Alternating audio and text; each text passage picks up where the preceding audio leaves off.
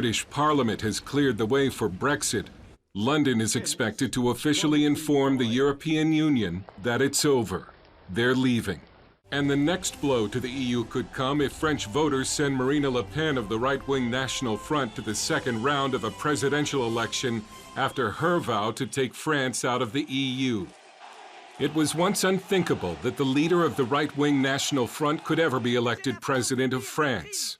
It was once unthinkable that France, a founding member of the European Union, would ever leave. Not anymore. Why is the EU scared? It's because the European Union knows that the European people hate it. That's clear. Each time a referendum has been organized in the past years in relations with the EU, it has been lost by the EU. And across the water, there is a new American president who the European Union has branded a threat. What some are calling the Trump effect has given a boost to Europe's outsiders.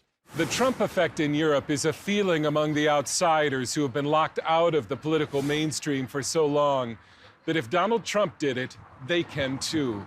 Trump is a winner. We are winners. We are beginning in new times, a new period, and we're going to fight against this old system, the old corrupt establishment.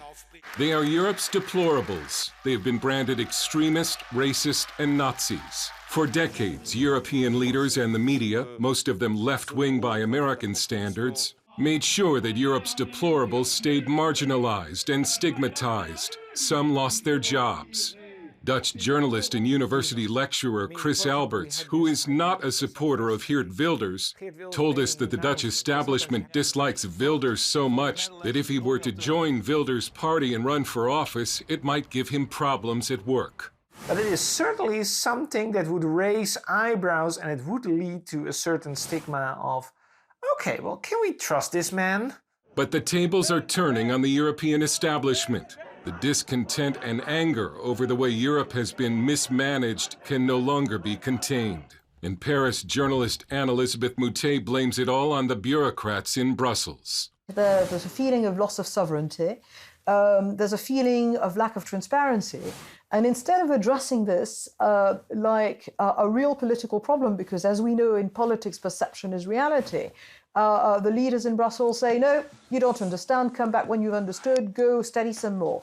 And that is about the worst way to go about it. You do not tell to people who ultimately are your voters, you don't tell them, if you don't like us, it's your fault and you're wrong. Now Marine Le Pen stands poised for victory in the first round. And while the conventional wisdom is that she cannot win the second round, Europeans also know how wrong the conventional wisdom was about Donald Trump. Le Pen has already drafted a plan to relaunch the French franc and dump the euro. And some think a Frexit, or French exit from the European Union, would all but seal its fate. It's a very interesting thing. Possibly if she wins, the French would decide that that's enough change for a bit and they don't want to leave Europe. Or you could also argue that there's a momentum to any victory. Next week will mark the 60th anniversary of the signing of the Treaty of Rome, which was the beginning of what would become the European Union. Some will be tempted to wonder how many more years the European Union has before it's over. Dale Hurd, CBN News, in Paris and The Hague, Netherlands.